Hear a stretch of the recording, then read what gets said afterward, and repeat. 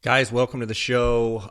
Today I've got Brian Rimsza, a friend of mine, and we're going to talk all about the Arizona elk and antelope draw and how the whole draw process works. And there's going to be quite a bit of good tidbits of information on the different units and such. Brian brings a lot to the table. I hope you guys enjoy it. Love all the questions and comments. Please send me an email at jscottoutdoors@gmail.com. Also, guys, can you go on iTunes if you listen on iTunes and give me a review? That helps my placement on iTunes, and I need all the reviews I can get. Give me a fair shake. You know, if I'm not pulling my weight, I'm okay with it. But please give me a review. Obviously, I'd like positive reviews, but either way, give me a review. I appreciate your support. Let's get right to it. Welcome to the J. Scott Outdoors podcast. Today we have my friend Brian Rimsza. Brian and I have been on a lot of hunts together and known each other for years. And Brian is for Outdoor Group, which is Elite Archery. That is correct. And Brian and I do a lot of turkey hunting together and just known each other and hung out for a long time. I've always looked up to you as someone that is very knowledgeable in the field of hunting, but specifically archery hunting. That's your true passion. But you're also not one of these archers that's, you'll pick up a gun and shoot something. You love bow hunting. I'm an equal opportunity hunter. Yeah, but I mean, if you had to choose, you're going to bow hunt. That's my preference. I just enjoy that opportunity and the chance of trying to get closer and, kind of outwit the animal from a much closer, more of a personal range than, reaching out and touching them. But that doesn't mean I won't pick up a gun if that's, what the hunt presents. Yeah. And I mean, I've seen you on turkey hunts where you use your bow. I was there when you drew your Gould's turkey tag in Arizona and you used your bow. And but I've also seen you shoot turkeys with a shotgun. And, it's one of those things that I like the fact that you're an equal opportunist. Not that I hold it against anyone. My friend Casey Brooks only uses a bow, and that's what he wants to do. And okay, fine. But I kind of like the fact that you just, you'll kill them whatever it takes. I just enjoy hunting. Yeah. So, I mean, if I draw a good rifle tag and that's what presents itself, and that's what how I'm gonna hunt that hunt. And, if I draw a good archery tag, then I'm going to do my best to get after it with my bow.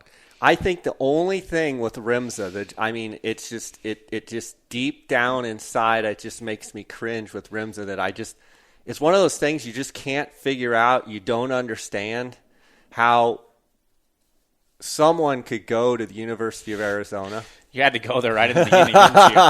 How was that football game this year, by the way? It was a pretty good one, I think. We have had some fun over the years, Rimsza and I, talking about the rivalry with ASU and U of A. And, of course, I say that all in good fun, and we have a lot of fun with it. But, if ASU's ever playing football or basketball or baseball or frickin' lacrosse, it doesn't matter. We always seem to rib each other if, there's a swim meet going on where he's like, hey, did you catch that? We kicked your butt. So it's a fun thing to have, and I have that relationship with several of my U of A buddies. But, Brian, you grew up here in the Phoenix area and then went on to go to the U of A. I did. And now you're a police officer as a profession. That's correct. Here in the Phoenix area, and so you have grown up hunting in Arizona. You're in your mid-30s, and you're someone that I consider is still young, but you have a lot of experience for someone of your age. I've been real fortunate to have a dad that hunted a lot, and so he got me started, building points early and playing the draw game. And, it has benefited me because in 2013, I drew my Rocky tag and I killed a great Rocky with my bow, and you were there. And that was the last of the big game animals in Arizona that I needed to harvest. So I've been real fortunate to draw some good tags. I'm not going to lie, some of it's been on some just getting lucky, but I've been the benefit of building points for a long time, and then playing that draw game, and then going out there and really getting after it to make sure you fill those tags with some quality animals. That brings up a couple good questions. The first question I would ask, though, is real fast. You talk about your Rocky Mountain Bighorn. Correct me if I'm wrong. That was what's called the Arizona Big Ten? That was the completion of your Arizona Big Ten? Yeah, my understanding is the Big Ten was kind of created back in the early 90s, and it was really kind of a prestige back then, and it's kind of lost a little bit of its luster now. And, now we've added some species because we've added Gould's turkeys, we've added Rio Grande turkeys. Who knows? Which you've shot both of those, too. I have. So you really have the Big 12? I think it's 14 now is what it all comes down to. What are the other two? They added the turkeys aren't really encompassed in that Big Ten for a lot of things. So you have 3 species of turkeys in Arizona, and I could write them all down and have to go through them all. But I've been fortunate, like I said, every big game animal that Arizona recognizes, I've been able to kill almost all with my bow. I did not kill my desert with a bow. I was 16 when I drew that, and I didn't kill my buffalo with a bow. I was 21 when I drew that tag. But it's Arizona is just a plethora of opportunity to hunt, and it's important, I think, that people understand the draw process and know how to utilize it to benefit whatever their needs are, because a lot of people just simply don't understand the draw, and I'm kind of a numbers guy. I enjoy that. I enjoy looking at those numbers and trying to figure out a way to kind of game the system. Yeah. And well, I always say, like, when the new regs come out, like, you're usually the first one to say, "Did you see the regs?" I'm like, "I didn't even know they're out." And you're like, and you've already dissected them, gone through them, figured out, where the angles are, where the best place to put in your best odds. And before we get into that, I want to, when you were growing up hunting with your dad, and your dad, having you put in and put in for points and what have you,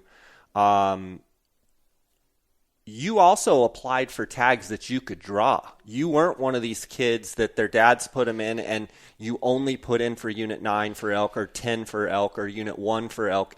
I mean, you were like, I want to go hunting. I'm just kind of curious if that was a function of your dad applying you and urging you to just get out and hunt, or were you like, "Dad, I just want to hunt. I just want to shoot something"?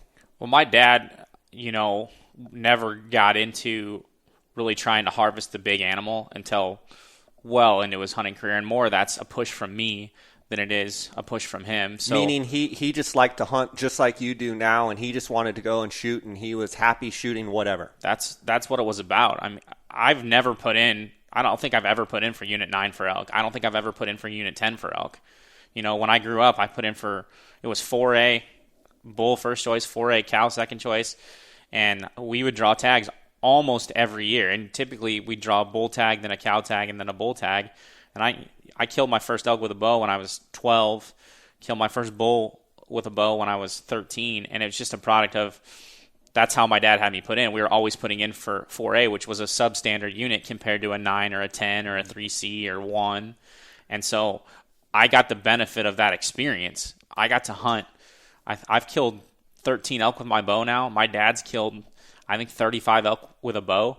Granted, I've never killed a bull over 350. My dad's got a couple, all of which came in the last 5 or 6 years. But it's that experience that you learn on those hunts is priceless, and I was fortunate to learn it early, so now I can start trying to draw those better tags, so to say, and try and harvest the bigger animal. And I would ask you, with that experience that you gained as a bow hunter, because most of those hunts are bow hunts. That experience that you speak of, are you talking more in essence of like scouting, process of the hunt, how to prepare yourself for the hunt, when to draw your bow? Are you talking about all of that combined? And how in your mind is that important compared to just someone that, waits for 10 years to draw a tag and then they drew the best tag in the state of Arizona, but they really don't know how to hunt? Well, I mean, that's the thing. That's the tough thing about putting in for 9 or 10. If you've never hunted elk and you've waited 16 years for an elk tag, and now you've drawn a Unit 9 tag, which you're super excited about, and rightfully so, you don't have any, so to say, elk hunting experience. You don't understand the scouting process. You may not understand when to draw your bow when that elk steps behind the tree. And, you really need to have that killer instinct when it comes down to it, because sometimes you got to make it happen. And if you don't make it happen, then it just passes you by. And so it's a really tough situation, because if you're a guy who has 15 points and you've been, your mid 40s, you're not going to put in for that substandard elk tag. And I understand that, but it's really important for you to get out there on those years you don't draw and kind of learn what's going on, learn how the elk act and, how you want to hunt them. When I was growing up, I was fortunate to be successful because my dad put me in a tree stand and I sat over water. That's all I did, shooting a 45-pound bow, and all I did was sit water. And I killed multiple elk that way because it was effective. Did you get in that situation as a kid? Did you get to pick your water hole, or did you have any say in it? And did you guys get in any arguments over where you were sitting? Or was it like, Brian, this is where you're sitting and here's your stand? Or was it like, Brian, where do you think you want to sit? I mean, at what point in time maybe did you get a say in where you got to sit and what have you? I think up to the point of where I was when I started driving is really when I started branching out and doing my things. I relied on my dad up until that point, and he always put me in good places that he had maintained with his brothers throughout the years. And so, I was always in a good spot. I never felt like I wasn't in a good spot. And we had some great elk hunts in 4A. Some years we killed 5 bulls in 4 or 5 days. We weren't killing big bulls, but we were sure having a good time. Yeah. Well, that's one thing I've just enjoyed hunting with your dad. We hunt turkeys almost every year, and what's fun about your dad is I see the love of the hunt, and he just likes to go. He likes to hunt. He likes to talk with his buddies. He likes to have fun. And he likes to go. And I see that translate into you, and it's fun actually sometimes to go with the both of you because you're both going 100 miles an hour and, just having fun. And I just wonder if that's something that you could actually teach, or do you think that's just part of who you are? Well, I think a little bit of that, we lose touch with that, because sometimes I lose touch with the fact of it's just about having fun because I want him to be ready and kill a big bull. And, a couple years back, we were on a big bull twice, and it just didn't materialize for a couple of different reasons that we maybe could have prevented. And he ends up killing a bull later on in the hunt at a pretty good poke with my little brother, and he shot it at low light with a Luminoc, and he thought it was the coolest thing in the world. And we're hunting on a private ranch with some really good bulls on it, and he was way happier to shoot a broken main B bull than to have shot the bull that we missed. It was probably 385, 390, and it was just because of the whole experience, and he gets that, and there's nothing wrong with trophy hunting, but he definitely wants to go out and have a good time. Yeah. If the bull's comes in screaming and he's 345, he's probably going to shoot him. It's just the way my dad is. Yeah, and I know from sitting with them and calling turkeys with them and having birds come in and strutting and gobbling, and he loves it when it works and it's really going good. But the thing is that I really like about your dad is the fact that when the hunt's sucking, he's making jokes, and he's he understands the whole process, and it's not just about when it's good to have a smile on your face. He's laughing and joking even when it's a grind and it's sucking and the whole thing. And I think that carries over into you. You're intense. You hunt intense. I hunt. I'm intense. But it's also fun to know that grind is part of the process. And I think that just comes from doing a lot of hunting and realizing that your time's going to come within the hunt. Right. And it's not always what you see on Instagram or on Facebook or on the TVs, it's just an easy hunt. That's right. I take the pride in working hard, and sometimes that working hard takes a little bit of the fun out of it during that moment, because you're just busting your tail so hard and going so hard. But then when it all comes together, it's really, really fun to look back on and realize that your hard work really paid dividends. Yeah, for sure. And I see that hard work with you in your archery deer. You've shot some great archery deer, and that takes a lot of work, a lot of perseverance. It takes a lot of time. It takes a lot of work in the off season. You're always, putting up trail cameras. You're checking tanks. You're always out there working and striving. And I look here in your trophy room, and you have just trophies upon trophies. Some are bigger than others. And that's how it should be. I mean, you have Coues deer from every size. You have elk from every size. You know, you tied the state record when you drew your Rocky Mountain Bighorn. It's just awesome to see the love of the hunt for you. Today I want to talk about the Arizona elk and antelope draw, but primarily elk. And I want to ask you, like, why do you think the Arizona draw is better than people think? Because the general consensus is, like, Arizona is just a draw state and you'll never draw a tag. And I got to be honest, sometimes I fall into that category of, if it's not one of the top 2 or 3 hunts, I'm not even interested. What is your thoughts on that? Well, I don't think Arizona's draw gets the credit that it should because, for one, people don't understand the draw.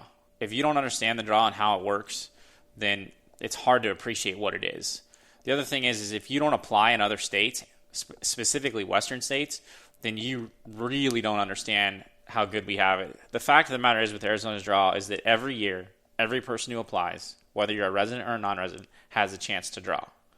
Now, you can increase your chances, and we'll talk about that, by utilizing your draw choices appropriately, or you can minimize your chances by swinging for the fences. It's just a matter of what your preference are.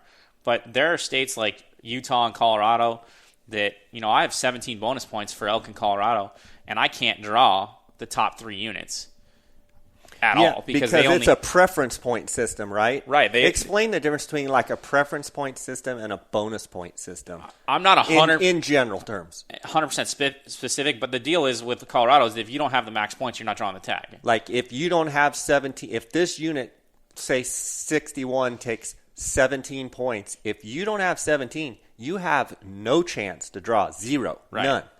Right. Like 201 is Colorado's best unit, and they issue 1 non-resident tag. And I think for an archery permit, it takes 21 points. So if you're not that person with 21 points, you're never going to draw that tag. And Arizona doesn't have that. Every year, someone with no points can draw any tag in this state. It's just a matter of, you know, luck at that point. Right.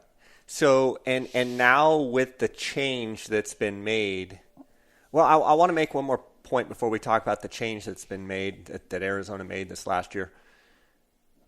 Let's keep in mind, too, that non-residents could apply for antlerless cow elk archery tags in some great units, like a Unit 1, like a Unit 3C, just for example, and get to experience the same bugling bulls, get to see the same bugling bulls, but they're going to shoot a cow. Just like also they could go to the White Mountain Apache and buy a antlerless, buy a cow tag and hunt, maybe not in the peak dates of the rut, but like early October when they're still bugling, and get to enjoy a pretty cool experience. So for people out there to say there's no opportunity, I think there's plenty of opportunity if you just look around and you're willing to go with a cow tag. Also, I think there's opportunity if you're just willing to draw some of what I would call the lower or mid-tier units and go elk hunting. And pretty much every unit in this state, you have a chance to shoot a 350 bull. I mean, and we'll get into that. I know you wanted to talk about that, but there is opportunity in Arizona. Yeah, I mean, I've hunted elk in Colorado, and I would rather have an elk tag in any one of Arizona's draw units, an archery bull tag during the rut, than just about any Colorado elk tag, because I feel like I could kill just about as good good a bull in Arizona that I could in Colorado. Now, I'm not talking about the private ranches in Colorado and things of that nature. And you mentioned the cow tag on the White Mountain Apache. I've hunted that tag. That's a blast, and you get to see some giant bulls. Yeah. And for I think it's $400 tag now. Yeah. It's a great experience, and you're honing your skills, and you're getting some great meat, and it's fun. Yeah, and I believe the San Carlos and the Wallapai and the Wallapai and let's see, maybe even the Supai. I believe some of the different reservations, they also offer opportunities as well. So, I mean, and as well as other states too. There's other opportunities, but Arizona is, if you look around, there is opportunity to shoot elk. Let's talk a little bit about the change that was made to make the non-residents actually have more of a chance. And with the 5% of the tags, let's talk about that. Well, the change for the non-residents, if you're a non-resident that doesn't have a lot of points or hasn't been building points, or I would say are in that range of, for elk example, 10 points or less, it's probably a beneficial change to you, because what they did is they said that, we'll use Unit 9, for example, has 100 archery bull tags. So up to 10% of those tags are available to non-residents. Well, half of those tags, so 5 of those tags, are eligible to non-residents in the max draw, or they call it the bonus point pass draw. Which means the people that are non-residents that are applying for Unit 9 that have the most points for that unit. Correct. Mm-hmm. Okay. So the bonus, if 5 of those tags are eligible in the bonus pass to non-residents, and then additional 5 tags are up to 5 tags, or up to 10% of the tags are available in the what they call the 1, 2, or first and second choice pass, which is basically the random draw, if you will.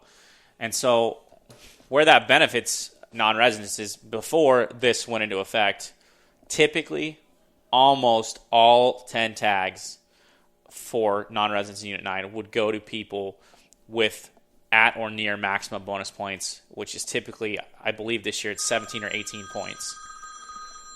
Sorry, that's probably a hunter calling right there. It's typically 17 or 18 points. And so it gives you, as a non-resident, a chance to draw that tag without having maximum points, which I think is important. However, I do understand if you're that guy with 17 points and have been, consistently for 16, 17 years building points in Arizona, you just lost your opportunity for half of those tags. And you still have a chance for those tags in the random, but your odds are not as good because they're now not in the max draw. So in essence, the guys that have a lot of points for elk, 17, 18, 19 points that have been, waiting, now their chances now have been cut in half. So instead of 10 and just talking about Unit 9 to keep it simple with 100 tags, instead of, let's say there were 12 people with 17 points that were non-residents, instead of 10 of those getting sucked out of that pool of 12 going and getting a tag, only 5 of those. So in essence, what that's going to cause is what's called point creep. Correct. Your points are going to go up. Explain that to me.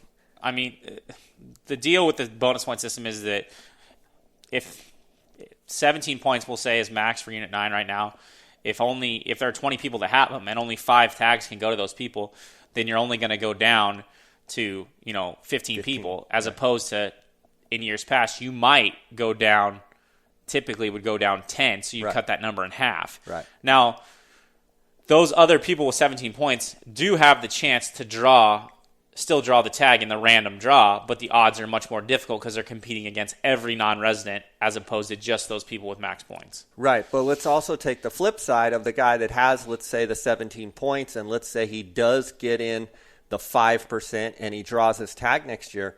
The thing that's different about next year that was always not a chance is now he can go right back into the draw next year with his loyalty point, which he'll keep, right? With 1 point, go right back into the draw. Now he can draw that same Unit 9 archery elk tag in the random pool.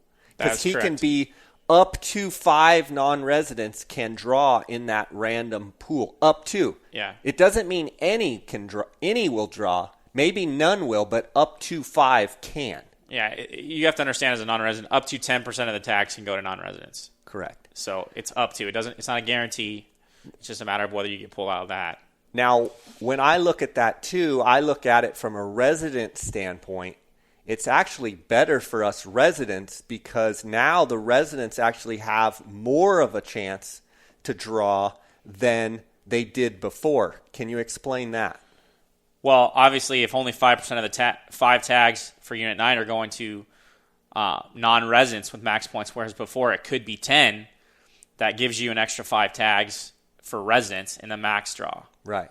So that's beneficial for us as a resident, and it hurts a little bit for those guys with max points or very high point numbers as a non-resident. So as a resident, I look at this change.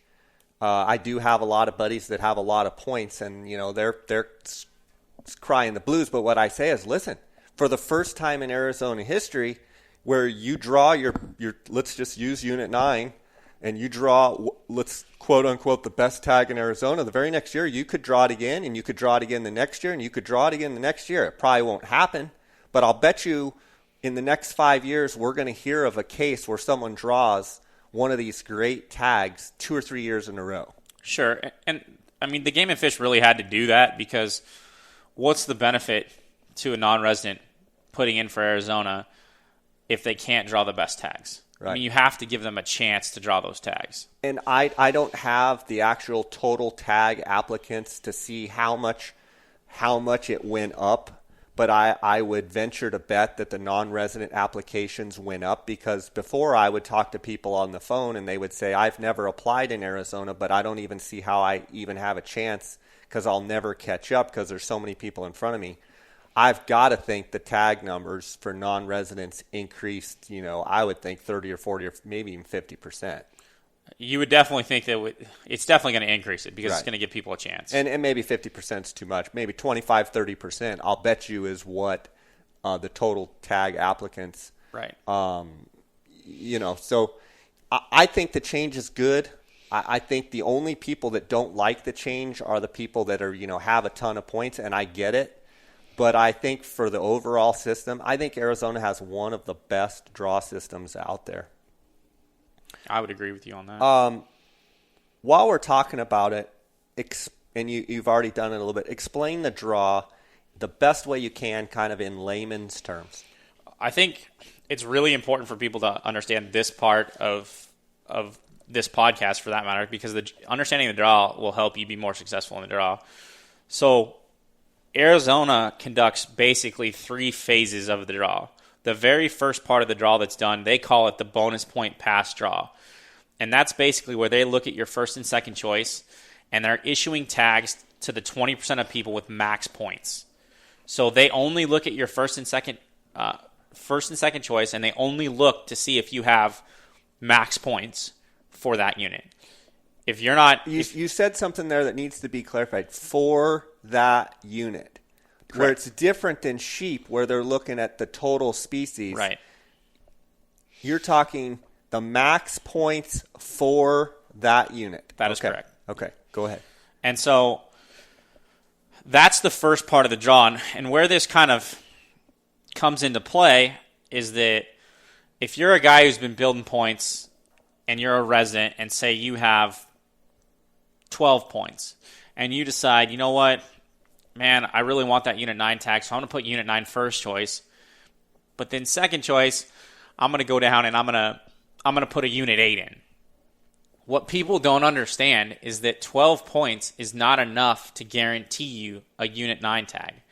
So in that bonus point pass draw, they're going to look at your application. They're going to see, okay, Unit 9, you have 12 points, you're not in. So they skip your first choice.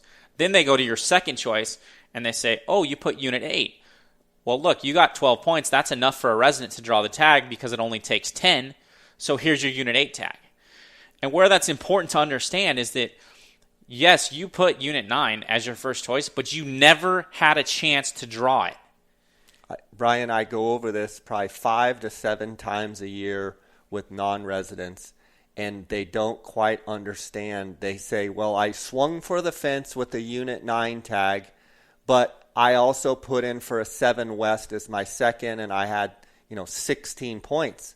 And I'm like, well, congratulations, you got 7 West. They're like, well, how do you know? The draw's not even out. And I'm like, oh, yeah, you draw 7 West immediately. They're like, well, maybe I drew a Unit 9. Then the draw comes out, and the credit cards have been hit, and they're saying, I got a credit card hit. I put in for Unit 9, and I put in for Unit 7 West, or I put in for Unit 8, or whatever the second-tier unit is. And they're going, so I'm looking at wanting to hire your outfitting services for Unit 9, and I'm saying, well, how many points did you have? Well, I had 17. Well, congratulations. Here's the phone number for someone in 7 West or in Unit 8. You just drew that tag. And they're like, well, how do you know? My credit card just got hit. I'm like, if you ever put as a second choice a tag that you will draw 100%, you will automatically get it. Your first choice actually never even gets looked at. And that is correct. And where people need to understand is that this information is, available through some of your sponsors like Go Hunt and other places, but it's also available on the Game and Fish website. Right. If you go to the Game and Fish website, which is www.azgfd.com, and you can either search bonus point report, or you can click on the hunting tab and scroll down to the bottom where it says additional information and click on draw/bonus point reports. It'll tell you how many points it took to draw a tag in the max. Right. Now, it does it by hunt code, so you need to be able to... It's challenging to... It's not easy, but you need to be able to transition it. And, it's free for those people who don't want to subscribe to Go Hunt or Hunt and Fool or other places. But the information is there. And one of the funnier places that you see this happens also is in, for example, the javelina draw. Guys don't understand, because how can I draw my first choice or draw my second choice when the first choice had leftover tags? And it's just kind of funny how that works out. But people don't understand, and that's why I think it's important that people do pay attention to the draw. So the first phase of the draw is the bonus point pass. It looks at who's got max points for the first two choices they applied for in their hunt code. Then the second part of the draw is what I refer to as the random draw. So everyone's in it. They draw you out of the hat, and they look at your first and second choice. If your first or second choice is open, then you get a tag. And when you say open in that particular instance, what you're saying is once you go to this, what'd you call it? I call it the random draw. The random. So once it goes to the random, it's actually looking at your first and second choice and saying, what is open? Is your first choice open? Is your second choice open? Well, remember that, let's take Unit 9, 5% of those tags could go to non-residents, but 20% of those tags go to the people with the most points, but only 5%. But the random draw, which is the second phase, those 20 tags are already filled. They're already filled. So in a case like Unit 9, let's say that all 20 are filled, so there's 80 tags left over in a Unit 9. That's where in this random portion you could still draw a tag. Correct. Okay. So once they look through everyone's first and second choices, then you have your third, fourth, and fifth choice pass, which reality of it, people don't understand, is that your third, fourth, and fifth choices do not matter unless you're putting in for units that have leftover tags typically. You will not draw your third, fourth, or fifth choice if it's unless it's a unit that has leftover tags. Right. So people need to understand that for elk, your first and second choice are really all that matters unless you're putting in what I would call the dog of the dogs, the opportunity hunts. Then your third and fourth and fifth can have a chance to draw. Some of those are antlerless permits and what have you. But for people that are hunting bulls, pretty much your first and second choice are the only thing that matters. Right. Okay. I think that covers the... Are you good? I'm good. I think that covers the draw portion. I think what we ought to talk about now and what I think people really like to hear is kind of, I have, this many points. What are some units that I should look at? And I kind of have, my 5 or 6 best. Like my units, not exactly in an order, but let's say Unit 9. As far as Arizona elk quality, Unit 9, Unit 10, 23 North, 23 South, Unit 1, and 3C, and 27. So what is that, 6 or 7 choices? In my mind, those are kind of the top tier units. And then I think you fall into some units like a 7 West, a Unit 8, 7 West, a Unit 8, maybe a 7 East, maybe a 4B type of hunt. And then you've got hunts that I would say are like, a 3B, a 4A, maybe a 4B, maybe a 6B, those type of units. I'm curious to hear kind of how you look at what would you say are the top 6 or 7? What would you say are the mid-tier, and what would you say are some of the lower, more opportunity hunts? Well, I mean, I think our top units are pretty obvious to everybody. I mean, you've got 9, 10, 3C, 1, 23, obviously.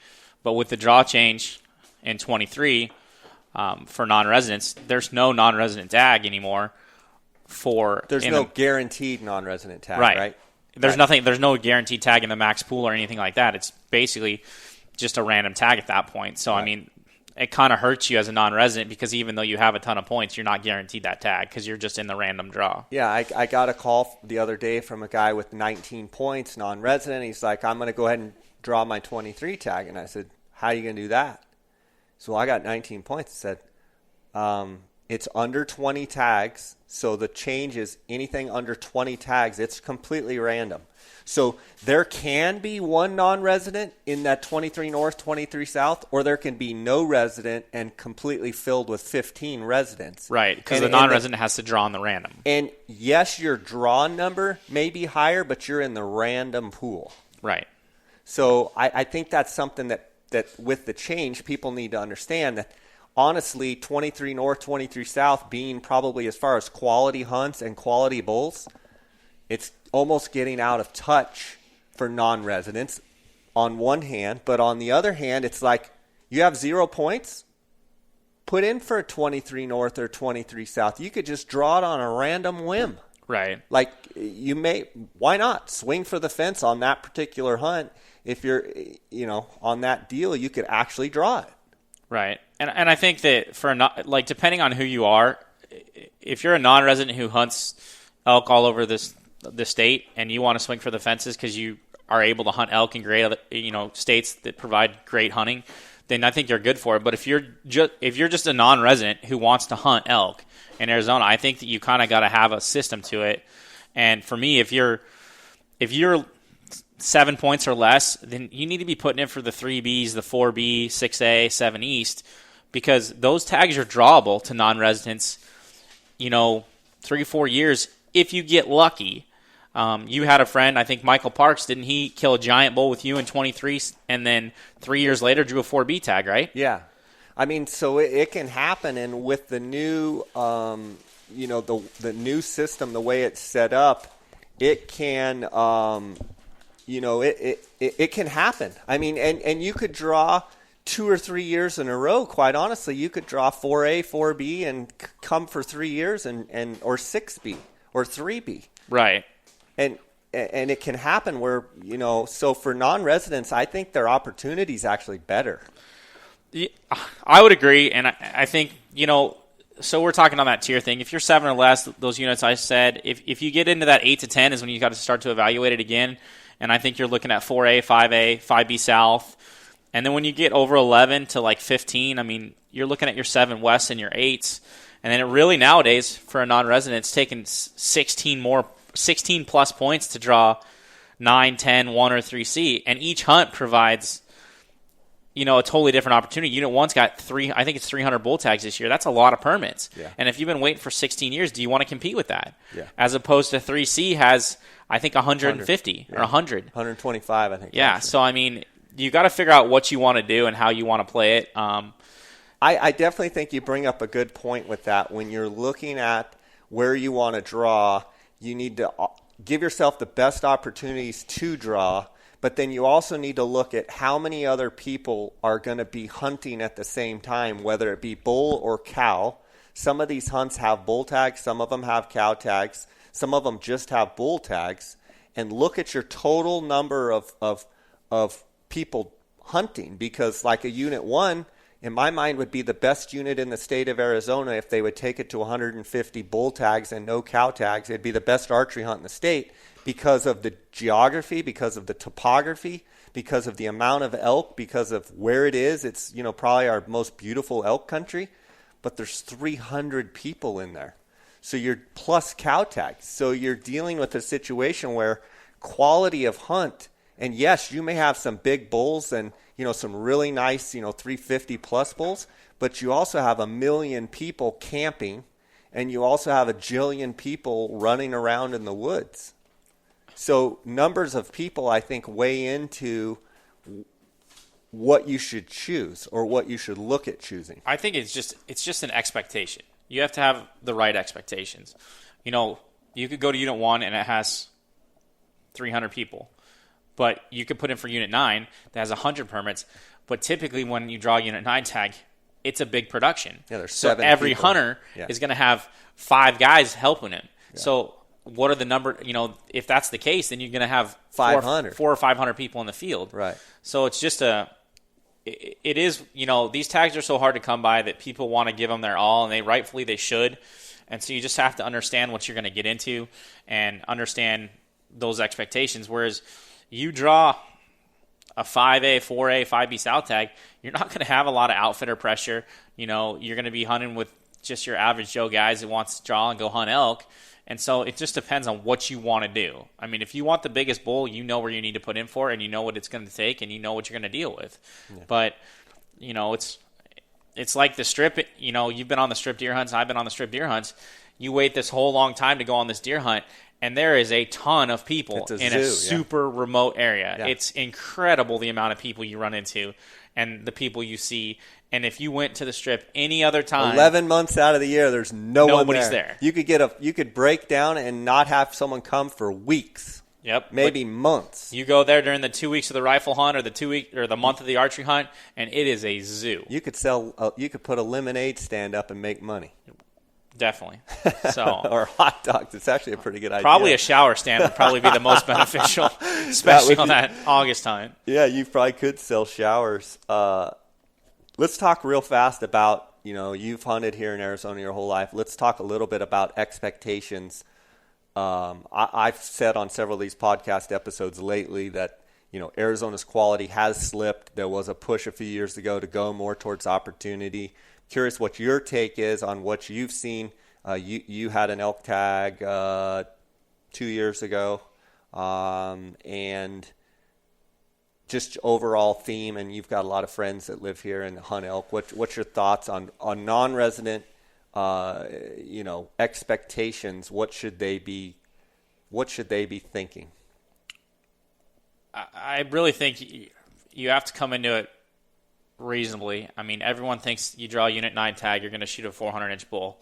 Look at the numbers. Look at where they're at. Same thing with 23.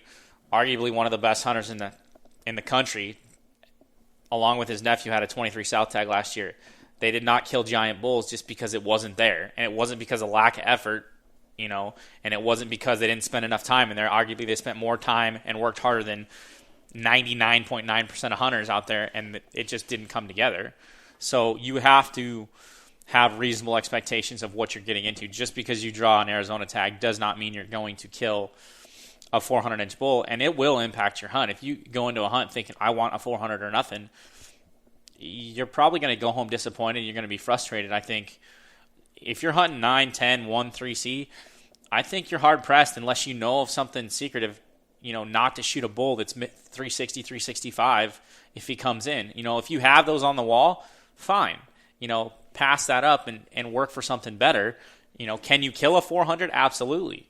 But I think that you're hard-pressed not to shoot a bull in just about any unit in Arizona that comes into that 360, 365 mark, unless you're just comfortable going home without a tag and you got the right mindset of what you're getting into. Yeah. Brian, let's take a quick break here. I want to thank my sponsors of the J. Scott podcast, specifically Go Hunt Insider. They're my title sponsor. And last month of January was the biggest month of Go Hunt Insider members signing up using the J. Scott promo code. Just want to remind you guys, if you want to get all of the up-to-date draw odds, non-resident, resident, and the breakdown, they now have those updated on the Go Hunt Insider website. You can use the J. Scott promo code, sign up. You get a $50 KUIU gift card. I want to thank Lorenzo and his crew at Go Hunt for their support of my podcast. I want to thank phonescope.com, Cheston Davis and his crew up there in Beaver, Utah. They do a phenomenal job of mounting any optics, any binocular, any spotting scope to any phone. And a lot of awesome images. You can go on PhoneScope on Instagram and check all the images out from people all over the world. and you can use the JScott16 promo code and get a 10% discount. And I also want to thank the Optics Authority, the Outdoorsman's, located here in Phoenix, Arizona, 1-800-291-8065 or outdoorsmans.com. Cody Nelson and his crew over there at the Outdoorsman's do a phenomenal job being able to be guys that can tell you what optics to use. And the reason they know that is because they hunt themselves. They know the ins and outs of all the optics, and they are the Optics Authority. They're also selling some great tripods, and they've got all kinds of gear and bino harnesses and backpacks and all sorts of stuff. So I want to thank those sponsors. I want to thank you guys, the listeners, for your support. I had my best month ever of downloads, number of downloads, and this podcast just keeps growing. And Brian, let's get back to this topic. This leaves us now kind of with residents. And, everyone's got their own favorite units, and they've got their own secret spots and what have you. I would argue there's really no secret spots. I think you found that out. You drew a 21 tag up here north of town. Extremely difficult unit to hunt. Very few elk. Really hard to get around. You ended up shooting a nice bull, but you worked your butt off. You very well could have gone home without a bull. Right, yeah. And you've got the block units. You've got units, with a 17A, B, 18A, B, whatever. And the block units that, is kind of a local, I drew the block units. But, man, if you don't have your stuff together, you can get it handed to you quick. In the 23 South, 23 South's great. Well, I got news for you. 23 South, the secret's out. I mean, when Michael Park killed his giant bull in 2009, there really hadn't been a big giant bull killed yet. Michael kills that giant. There's been some other big giants killed. I mean, the thing about where we're at, and this is my perspective, I'm going to get your opinion in a second, it's like there's really no secrets anymore. There's a few slider units over there, the 28 and the 31 units over there next to the San Carlos that someone might slip in and have a San Carlos bull that, gets lost and walks across the res fence. And, but there'll be a lot of people that draw that tag and get it handed to them too. And then we all know about the 9s and 10s and 1s and 3Cs and that kind of stuff. But I encourage the people out there that are just getting into hunting, don't even put in for the 9s and 10s and 23s. Put in for the 4As and the 4Bs and the 6Bs and 3Bs and, the 2A, 2Bs. Some of these units where you can go virtually every year. Go hunt. Because the reality is, look at 11M a few years ago. They killed a big giant bull in 11M right there in the municipality of Flagstaff. Right. So in all of these units, if you do your homework as a resident and you have the ability to really scout out these units and work hard, you can find a big bull. There's big bulls in every unit. I mean, some have more than others, and I'm not going to say there's a 400-inch bull in Unit 4A or 4B, but there could be. There has been. And 360, 370 is possible in some of these what I would call lower tier units. What are your thoughts? No, I agree with you 100%. I mean, knowledge is priceless. I mean, if you don't hunt elk ever and you put in for years and years and years and then you get this tag, I mean, you're not sure what to do. So drawing these tags and going on these hunts and experiencing it just makes you better down the road. Yeah, I mean, you're going to have to make a choice. How long are you going to wait for an elk tag? But, I mean, you can have some incredible elk hunts in some of the 5A, 5B Souths, 4As, 4Bs. I mean, we had a friend last year killed a giant bull in 4B. Parker Colburn. First bull ever, 360 bull. Yeah. And, I mean, it just And honestly, crazy. they, like Dar says, they sat a water. They just shot a 5-point. It just so happened that a big giant came in and they were happy to shoot it, but they would have been just as happy to shoot a 5x5 that came in and Parker get his first elk with a bow. Right. So and you look at situations like you've killed 13 elk, now with your bow and arrow and you've killed some good bulls. And maybe you haven't killed a 390 or a 400, but your time's probably coming. And I'll bet the chances are when when you get a chance to draw down on a 390 or 400 because you've shot all those bulls, you're going to pull it off. I sure hope so. I mean, I sure hope I get that opportunity, and I'm young enough to where I can make that choice to just build points for the best units if that's what I want to do. I'm not sure that's what I want to do, because I like to elk hunt and I like to enjoy that. The benefit is I've got family that'll have elk tags. My dad will draw an elk tag probably this year, and my wife's getting up there in points. And, so those opportunities are there to hunt those elk and get those opportunities. And, you just got to make the most of the time that you're given. I mean, you cannot kill a big bull if you don't have a tag. For sure. And one thing I want to bring up, and it's one of these deals, I know you're going to kill me for bringing it up, but I kind of want to talk about it because it's like sometimes it's the elephant in the room, and that is you can actually use the draw to your advantage. And what I mean by that is you could have a bunch of points and your buddy doesn't have any. He just drew a tag, and you could apply with your buddy. I want to talk a little bit about blending your points, and it's smart. It's and let's talk about the where you can put in and give your points, you get your points back, the point guard system, and how potentially you could use a point guard to benefit yourself. Well, I mean, blending points has been around for a long time, and basically what it comes down to is that if you and I put in together and I have 10 points and you have 5 points, well, together we have 15 points. If you divide it by 2, it's 7.5, and because it's over that 0.5, it goes up to 8. So in other words, we would put in, you and I going in together with 5 and with 10, with 15 points, 7.5, round up to 8. We would go into the draw together with 8 points. Right. So you've taken a situation where I only have 5 and you have 10, and I've upped my percentage by 3 points now at 8 points going into the draw. Mm-hmm. And I would encourage people out there that have friends and have family members that, maybe don't care about it quite as much as you do. If they've got a bunch of points, maybe you say, hey, I'll do all the scouting. Can I use your points? Let's average together. Let's both get a tag. Maybe I'll do all the scouting and let me use your points. Or maybe just let me go and we'll both do the scouting. Well, if you have a couple different ways that works, is that I had a non-resident reach out to me this year, and I think his wife had, I want to say 13 or 14, maybe 15 points. And, he wants to come out and hunt. He's a DIY hunter, and he's been pretty successful over the years, killing all sorts of different animals in different states. But he's looking for some resident knowledge, and he'd like a resident to put in with him to draw the tag. And the tag that they were trying to draw, anyone with 5 or 6 points putting in with his wife would likely have pulled that tag.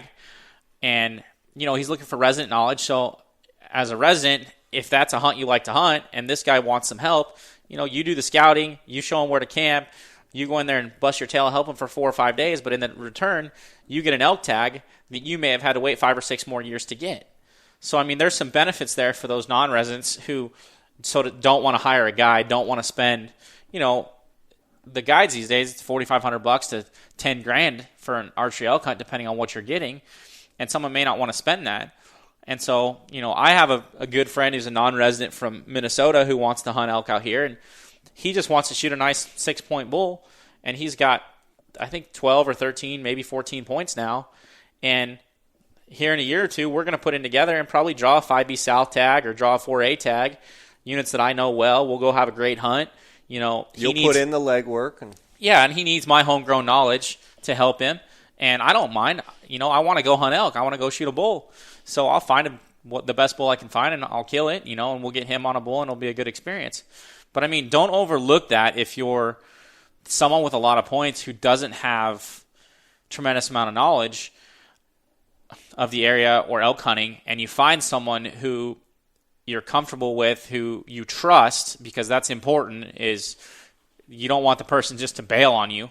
Yeah. You got to have some clearly defined expectations. Speaking of that, I've seen it several times on websites, looking to buy points. I will buy your points just to apply with me. And, which I think is perfectly legal. If someone has 22 points and someone has 10 and someone says, hey, the guy with 10 says, I want to apply with you and I'll pay you $5,000. I mean, I think it's perfectly I don't know legal. what the legality is of it, but I definitely wouldn't advertise it out there. Yeah. But I mean, I do know that there are people with lots of points that have put in with other people with not as many points, and in exchange they pay a guide fee or something like that to help somebody out. Yeah.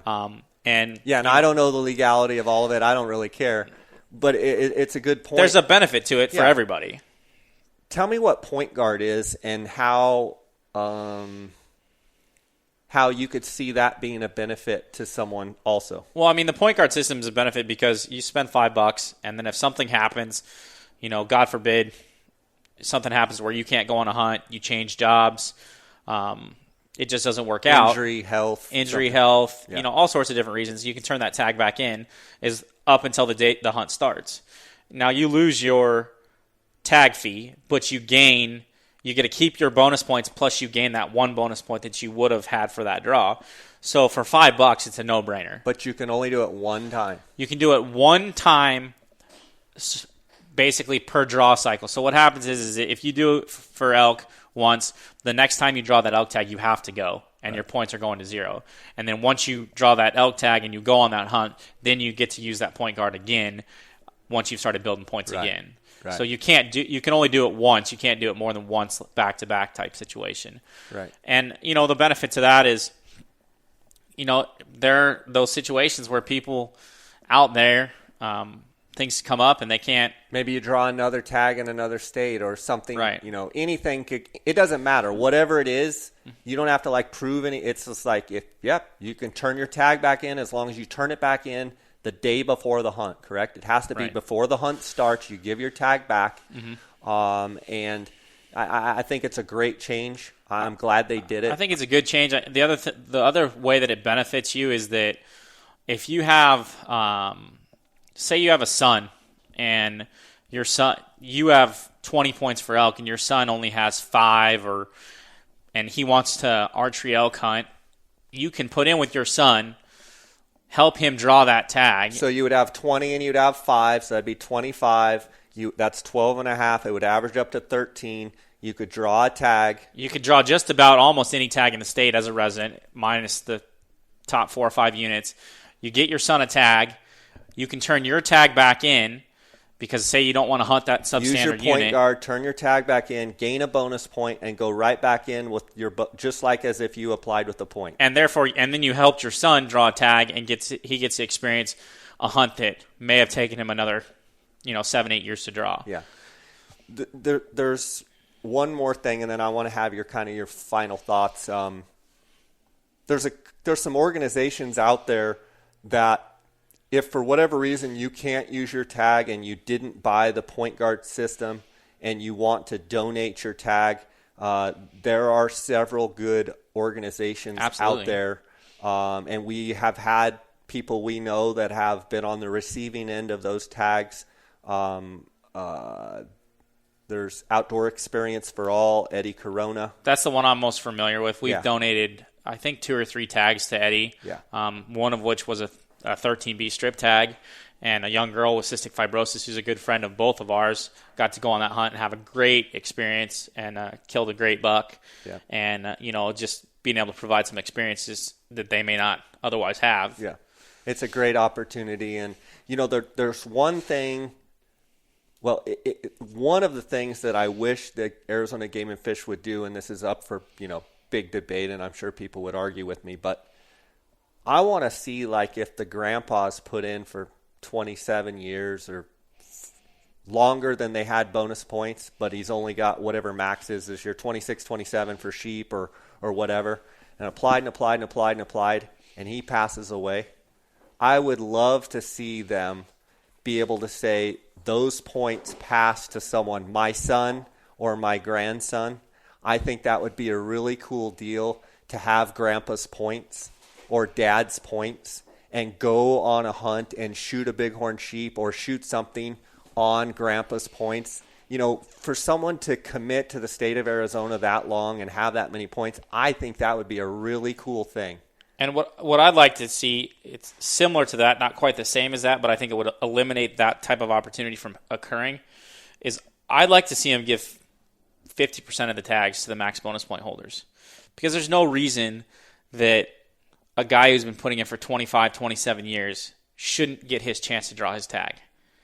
And you still give the opportunity to, half of the people to draw on the random draw. But who can argue with a guy who's been putting in for sheep for 27?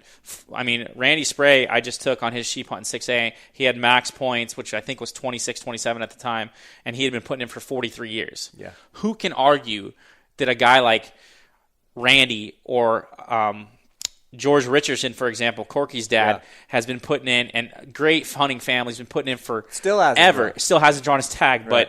But in George's case, George's son, Corky's drawn the tag.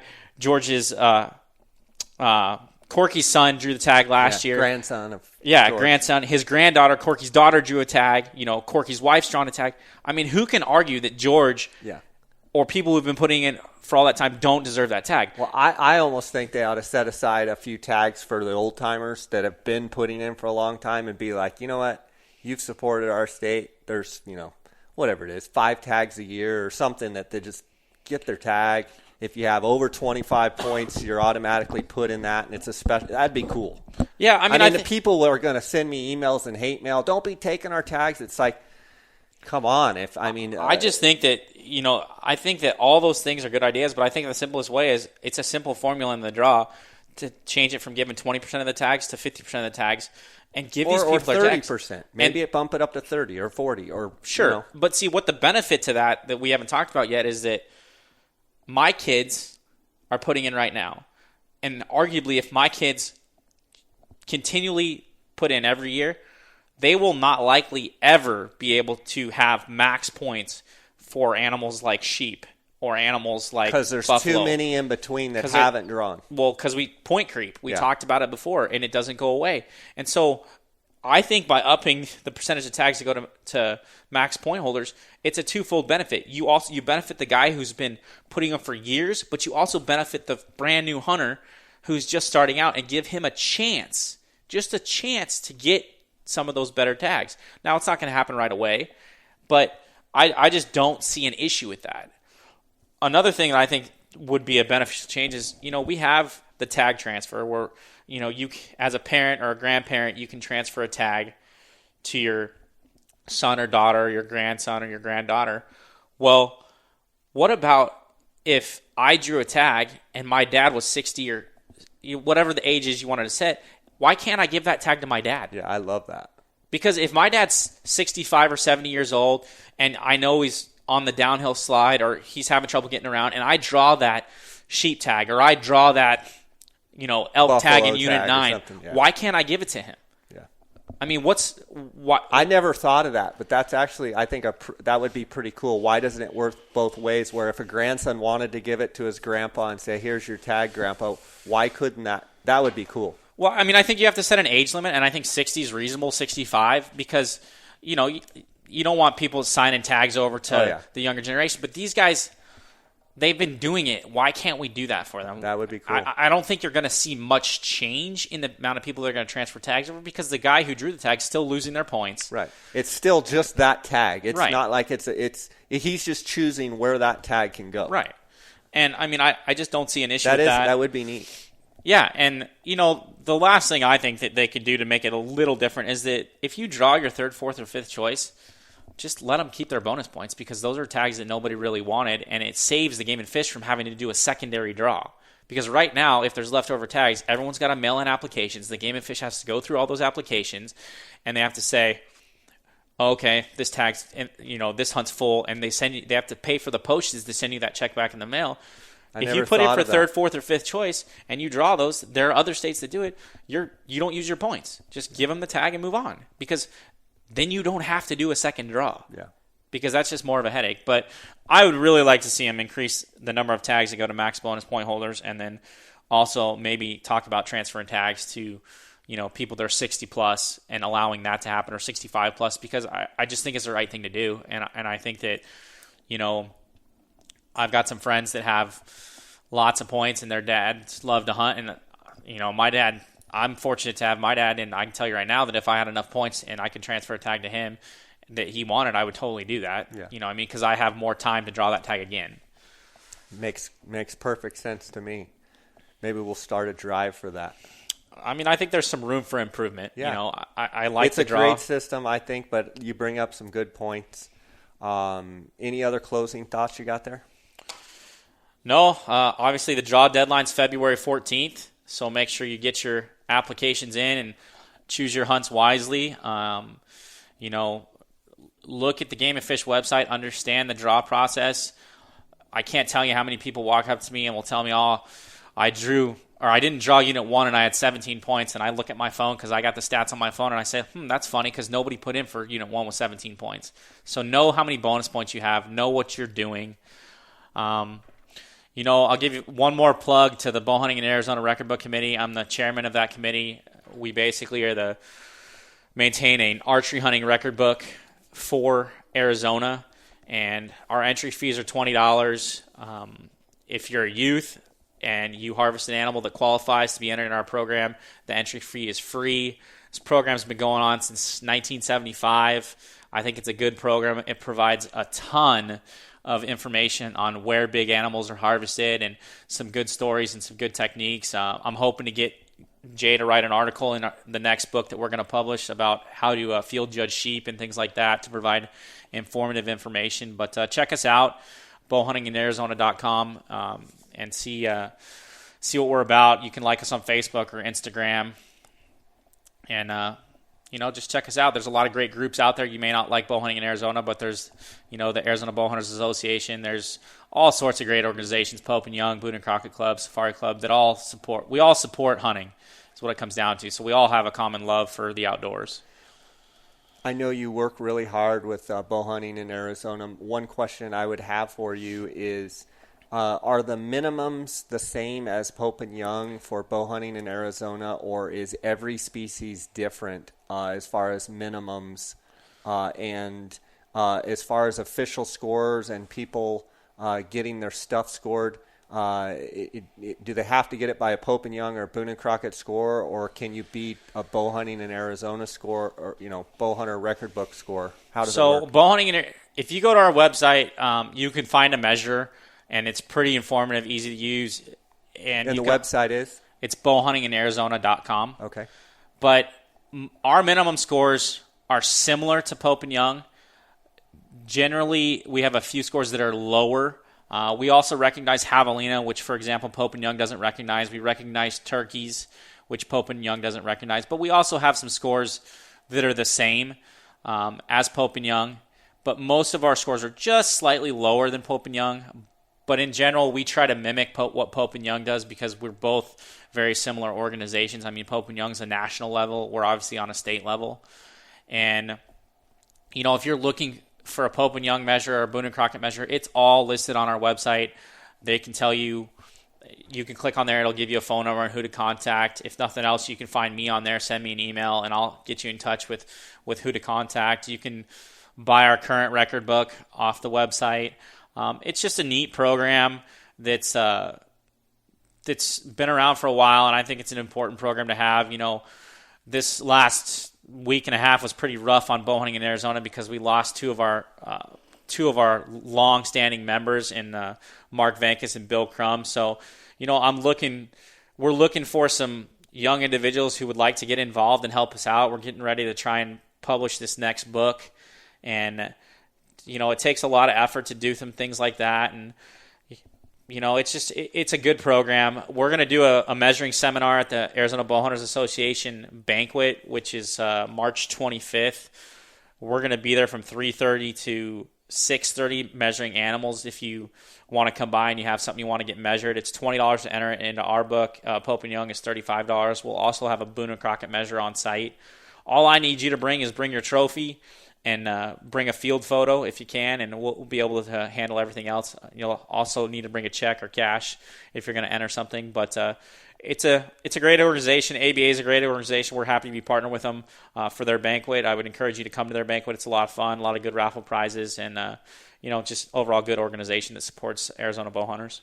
One thing that I really enjoy about the local book is you get in there and you see a person's name and you see, the score and some of the measurements, and then sometimes it'll be like unit 34A, or it'll be, 6B or whatever will say the unit, but then sometimes it'll be like, Redfield Canyon and in unit 31, and it'll be like 1966. And I think it's pretty cool to go back and look through, just thumb through even a javelina and turkey and some of the different things. It's like you can see some of the old canyon names and be like, oh, I've been there. And correct me if I'm wrong, but the record book, you welcome the trophies that just make the minimum as much as you welcome the high-end trophies. And talk a little bit just briefly about how important, like, just having your name in the book for historical purposes, for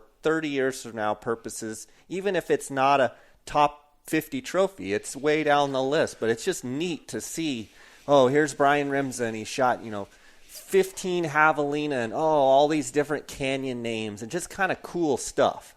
Historical Arizona stuff. I like the record book for things like that because I like to be able to look through it and look at some of the stuff my dad harvested, because obviously he harvested a lot of things before I was around, and most of that stuff's in the record book, and it's cool to be able to follow it, and then I can be like, hey, Dad, tell me about this hunt, because it was so long ago, he may not have told me about it as we were growing up. The other thing about, you talk about, animals that barely make the minimum, that's still an accomplishment. I mean, that minimum is set there for a reason, and those are difficult minimums to meet depending on the trophy you're trying to harvest. And the Bow Hunting in Arizona record book honors a couple different types of awards, which is the Kaibab Award and the Cochise Award, and we have biennial awards, and those are all presented to people who have harvested a set number of animals meeting minimum scores. And so it's important to enter animals that just meet the minimum, because you also work your way up to those awards. It's kind of like giving yourself accomplishment. Yeah, it's accomplishments to work toward. And to some people, they don't care about those accomplishments, and I'm okay with that. It's not for everybody, and I'm fine with that. I would just encourage you to get involved and just kind of experience it and read the book and see what you think of it. I think there's some really good information that can be taken from it. The one other record book I failed to mention, which is a state book, is the Arizona Wildlife Federation book, which is basically the rifle version of the Bow Hunting in Arizona record book. And they just came out, I think 6-8 months ago, with their latest edition. It's a great group of guys, great book, provides some awesome animals in it. And what's unique to Arizona is that I think archery world records, Arizona holds 6 or 7 now. I know we just lost the elk to that guy who harvested the giant one in Montana, but there's no other state that compares to Arizona with world records. And hopefully someone this year is going to draw an elk tag and take that world record title back. But, it's hard to beat a big bull like that. Yeah, for sure.